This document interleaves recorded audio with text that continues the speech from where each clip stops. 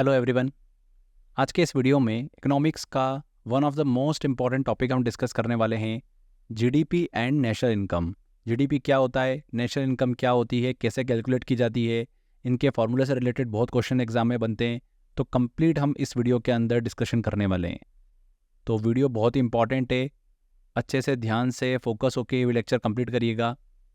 Exam में एक question ज़रूर इस टॉपिक से पूछा ही जाता है। तो चलिए स्टार्ट करते हैं हमारे सेशन को।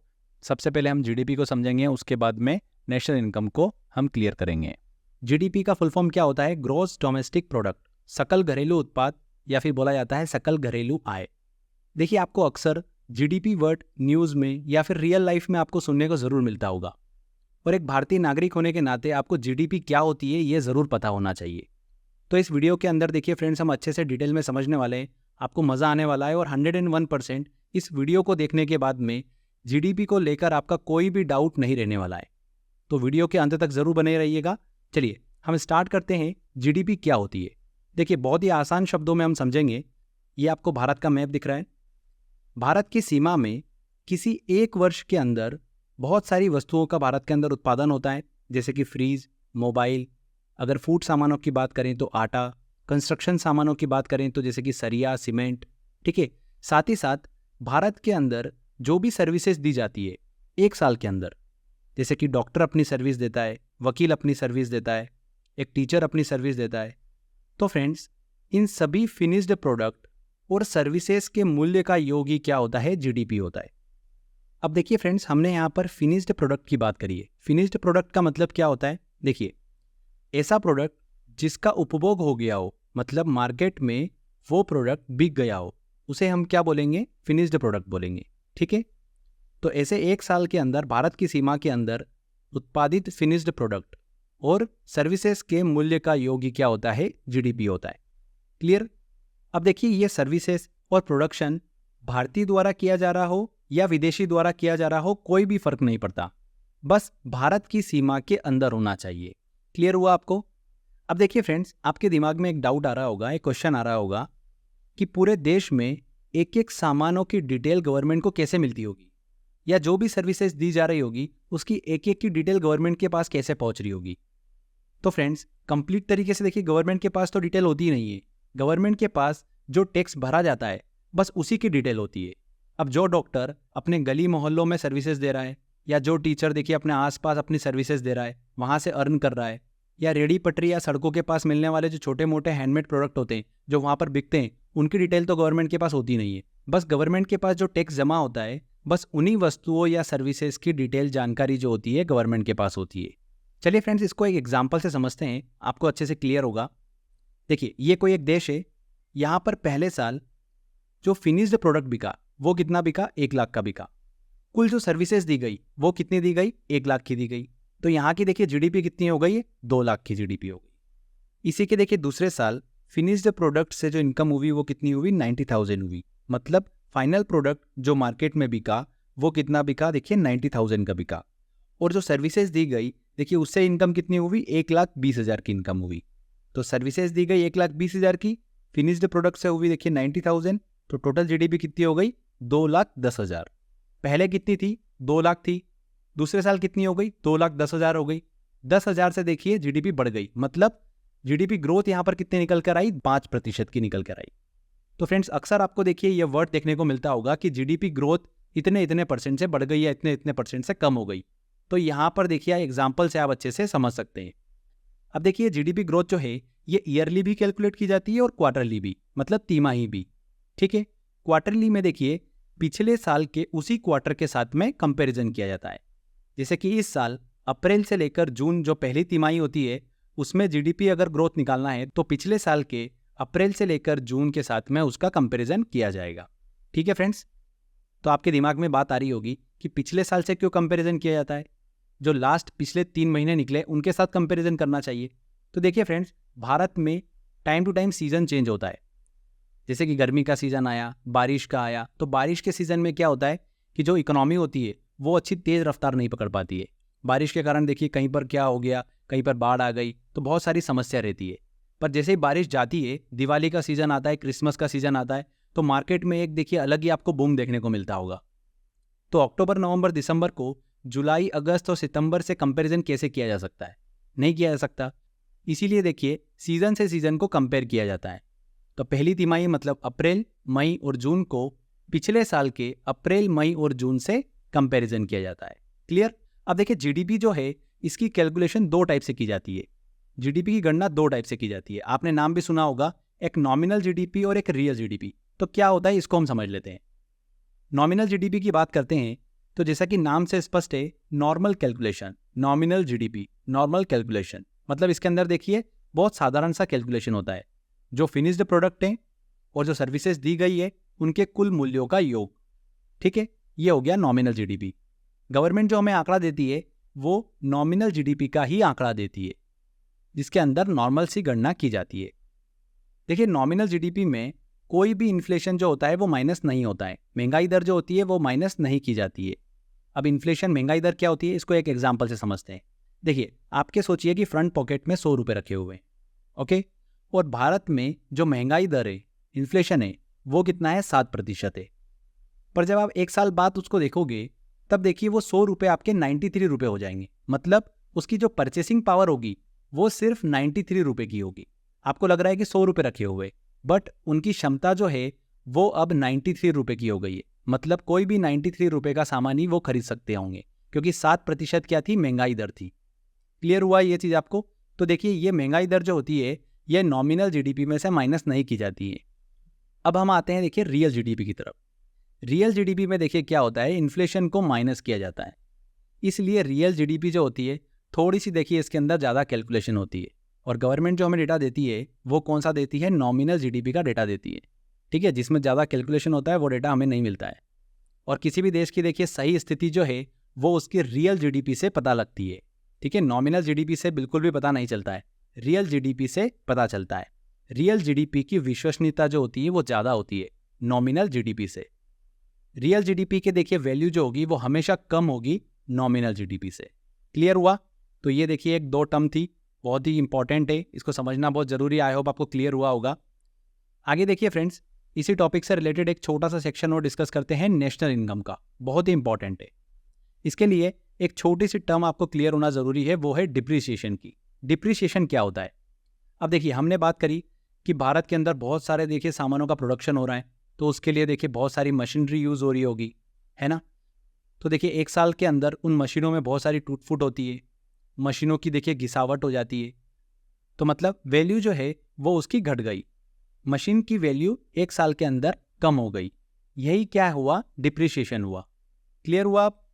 अब देखिए फ्रेंड्स, हमने जीडीपी की बात करी थी। जीडीपी क्या? भारत की सीमा के अंदर जो फिनिश्ड प्रोडक्ट है और जो सर्विसेज दी गई है उनके मूल्य का कुल योग क्या होता है? जीडीपी होता है।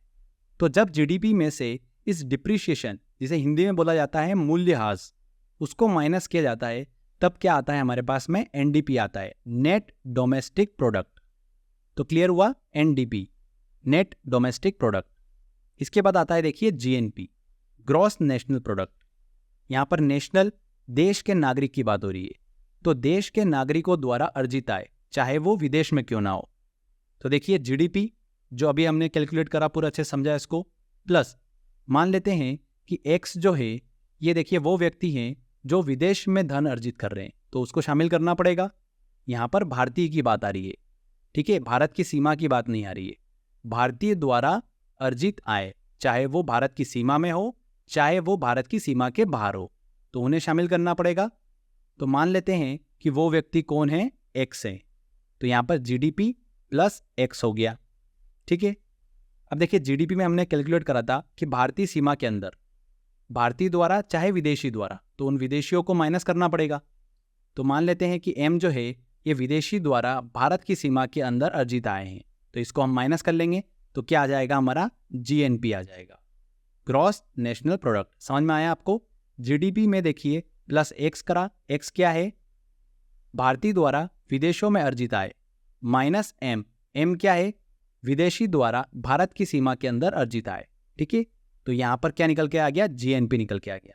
अब देखिए जीएनपी में से अगर हम माइनस कर देंगे डिप्रिसिएशन को, मूल्यह्रास को, तो क्या आ जाएगा? एनएनपी आ जाएगा, नेट नेशनल प्रोडक्ट। ठीक है, समझ में आया आपको? बहुत ही इंपॉर्टेंट है। अब आगे देखिए दो टर्म और हम डिस्कस करेंगे, एक है फैक्टर कॉस्ट और एक है मार्केट प्राइस। फैक्टर कॉस्ट क्या होता है? प्रोडक्ट की एक्चुअल कॉस्ट। जैसे कि 10 पेन बनाने में अगर 200 रुपये लग रहे हैं तो एक पेन बनाने में कितने रुपए लग रहे हैं? 20 रुपये लग रहे हैं। तो यहाँ पर देखिए प्रोडक्ट की एक्चुअल कॉस्ट निकल कर आई। यहाँ पर इसके अंदर देखिए कोई भी टैक्सेस इंक्लूड नहीं है, कोई भी प्रॉफिट इंक्लूड नहीं है, सिर्फ प्रोडक्ट की एक्चुअल कॉस्ट। तो उसे क्या बोलेंगे हम? फैक्टर कॉस्ट बोलेंगे। क्लियर हुआ? मार्केट प्राइस क्या हो गई?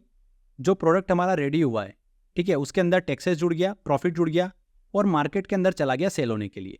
जिस प्राइस पे वो मार्केट में बिक रहा है वो क्या हो गया? हमारा मार्केट प्राइस हो गया। समझ में आया? देखिए यहाँ पर इनडायरेक्ट टैक्स जो है ये बहुत ही इंपॉर्टेंट रोल प्ले कर रहा है। इसी से गवर्नमेंट को पता चलता है।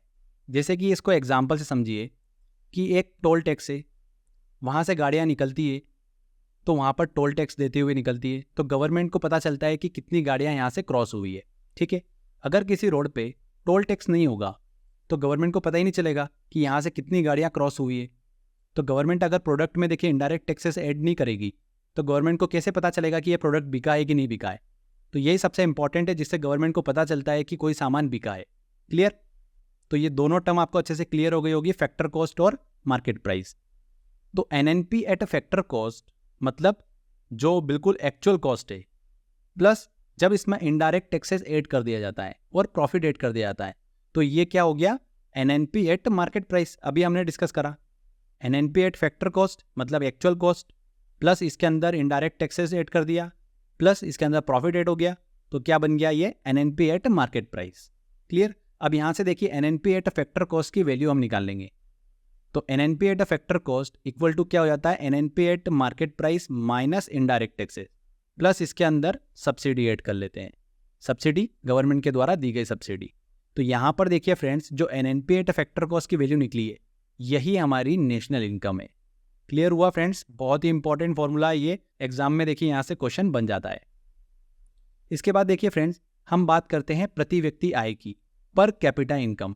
ये भी आपको देखिए सुनने को मिलता होगा, तो इसको भी अच्छे से डिस्कस कर लेते हैं। तो जो अभी हमने डिस्कस करा है एनएनपी एट फैक्टर कॉस्ट मतलब राष्ट्रीय आय को जब हम जनसंख्या से मतलब पॉपुलेशन से डिवाइड कर देते हैं तो उस देश की निकल जाती है प्रति व्यक्ति आय, पर कैपिटा इनकम। भारत की अगर पर कैपिटा इनकम को डिस्कस करें तो कितनी है? लगभग 1,70,000 से 1,80,000 के बीच में। वहीं अगर यूएसए की पर कैपिटा इनकम देखें तो वो लगभग है 55 लाख रुपए के आसपास। तो बहुत ज़्यादा है यूएसए की पर कैपिटा इनकम। भारत की है 1,70,000 से 1,80,000 के बीच में। स्टेट वाइज देखें तो गोवा सबसे नंबर 1 है, जहाँ पर कैपिटा इनकम जो है सबसे ज़्यादा है। वहाँ पर रहने वाले एवरेज जो व्यक्ति कमाते हैं वो 5,30,000 के आसपास कमाते हैं। जबकि सबसे कम भारत में है बिहार के अंदर, जहाँ पर लगभग 54,000 जो है पर कैपिटा इनकम है। इसके अलावा एक चीज़ और दिमाग में रखिएगा, महाराष्ट्र जो है भारत का सबसे अमीर राज्य है, क्योंकि वहाँ का सकल राज्य घरेलू उत्पाद जो है GSDP gross state domestic product वो सबसे ज़्यादा है, लगभग 28 करोड़ 18,55,000 डॉलर के आसपास। और ये आंकड़ा दर्शाता है कि महाराष्ट्र की आर्थिक स्थिति जो है वो देश के अन्य राज्यों से बेहतर है और इसका GDP जो है वो सबसे अधिक है। क्लियर? इसके अलावा सेंट्रल स्टैटिस्टिक्स ऑफिस की बात करें, ऑर्गेनाइजेशन की बात करें, तो ये भारत में GDP को कैलकुलेट करने का काम करता है। साल में 4 बार GDP का आकलन करता है, हर तिमाही में 1 बार। कौन? CSO। ये चीज़ भी दिमाग में रखिएगा, एग्जाम में पूछ लेते हैं क्वेश्चन। तो यहाँ पर फ्रेंड्स हमारा ये थ्योरी सेक्शन कंप्लीट होता है। जितने भी इन्फॉर्मेशन मैंने आपको दी है क्वेश्चन आपका इसी में से पूछा जाता है। चलिए अब कुछ क्वेश्चंस लेते हैं, आपको आइडिया लगेगा कि इस टॉपिक से किस तरीके के क्वेश्चन जो है एग्जाम में बनते हैं। देखिए पहला क्वेश्चन है, which of the following is not a component of national income? राष्ट्रीय आय का इनमें से कौन एक घटक नहीं है? तो फ्रेंड्स ग्रॉस नेशनल प्रोडक्ट जो है ये राष्ट्रीय आय का एक घटक नहीं है। राष्ट्रीय आय का फॉर्मूला मैंने आपको क्या बताया था? NNP at uh factor cost equal to NNP at market price minus indirect taxes plus subsidy. ठीक है, तो यही होता है। तो ग्रॉस नेशनल प्रोडक्ट यहाँ पर इसका घटक नहीं है। अगला है, GDP की गणना करते समय इनमें से कौन सी वस्तु शामिल नहीं की जाती है? तो GDP की गणना करते समय फ्रेंड्स इंटरमीडिएट सर्विसेज होती है, उनको शामिल नहीं किया जाता है। अब इंटरमीडिएट सर्विस क्या होती है? ये वो सर्विसेज होती है, वो सेवाएं होती है जो किसी प्रोडक्शन प्रक्रिया में इस्तेमाल होती है लेकिन अंतिम उपभोक्ता तक सीधे तौर पर नहीं पहुंचती हैं, तो उसको GDP कैलकुलेशन के दौरान शामिल नहीं किया जाता है। Intermediate services. जैसे कि ट्रांसपोर्टेशन सेवाएं, जो इंडस्ट्रीज होती है उसके द्वारा कच्चे माल को निर्माण स्थल जहाँ पर भी प्रोडक्शन चल रहा होता है वहाँ तक पहुँचाने के लिए परिवहन सेवाएं जो है, ट्रांसपोर्टेशन सर्विसेज, वो इस्तेमाल की जाती हैं। अब ये सारी सेवाएं जो है ये सीधे जो हमारा उपभोक्ता होता है वहाँ तक नहीं पहुँचती हैं, बल्कि उत्पादन प्रक्रिया का ही एक हिस्सा होती है, प्रोडक्शन प्रोसेस का ही एक हिस्सा होती हैं। ठीक है, तो ये आती है इंटरमीडिएट सर्विसेज के अंतर्गत। अब आपको अच्छे से क्लियर हो गया होगा। तो ये ग्रॉस डोमेस्टिक प्रोडक्ट का कैलकुलेशन करते समय शामिल नहीं की जाती हैं। आगे देखिए अगला क्वेश्चन, राष्ट्रीय आय नेशनल इनकम के मापन के लिए निम्नलिखित में से कौन सी विधि नहीं है? तो प्रोडक्शन, इनकम, एक्सपेंडिचर ये सब होता है, पर प्रॉपर्टी मेथड नहीं होती, संपत्ति विधि नहीं होती है। D answer. भारत में राष्ट्रीय आय का अनुमान लगाने के लिए मुख्य एजेंसी कौन सी है? तो कौन सी है? CSO, central statistical organisation. अगला आता है, निम्नलिखित में से कौन सी आय राष्ट्रीय आय में शामिल नहीं होती है, नेशनल इनकम में शामिल नहीं होती है? तो पेमेंट ट्रांसफ़र जो है ये नेशनल इनकम में शामिल नहीं होती है, जबकि वेजेस हो गया, इंटरेस्ट हो गया, रेंट हो गया, ये सभी नेशनल इनकम में शामिल होती हैं। अगला क्वेश्चन है, बहुत ही इंपॉर्टेंट क्वेश्चन है और पूछा भी गया था रिसेंटली ये, शुद्ध राष्ट्रीय उत्पाद NNP की गणना कैसे की जाती है? तो GNP minus depreciation, GNP minus मूल्यह्रास क्या कहलाता है? NNP कहलाता है, शुद्ध राष्ट्रीय उत्पाद, नेट नेशनल प्रोडक्ट। जब NNP को फैक्टर कॉस्ट पर कैलकुलेट किया जाता है तो वो क्या होती है? नेशनल इनकम होती है। तो फ्रेंड्स इस तरीके से काफ़ी क्वेश्चन जो है एग्जाम में पूछे जाते हैं। आई होप आपने सारे क्वेश्चन भी सॉल्व कर लिए होंगे, और भी क्वेश्चंस मैंने दे रखे हैं आपको टेस्ट वाले सेक्शन में। अच्छे से टॉपिक कंप्लीट कर लीजिए और टेस्ट की प्रैक्टिस लगातार करते रहिए। कभी भी आपका इस टॉपिक से क्वेश्चन आएगा गलत नहीं होगा। तो मेहनत करते रहिए, मुस्कुराते रहिए, 100% आपको सफलता मिलेगी। Thank you.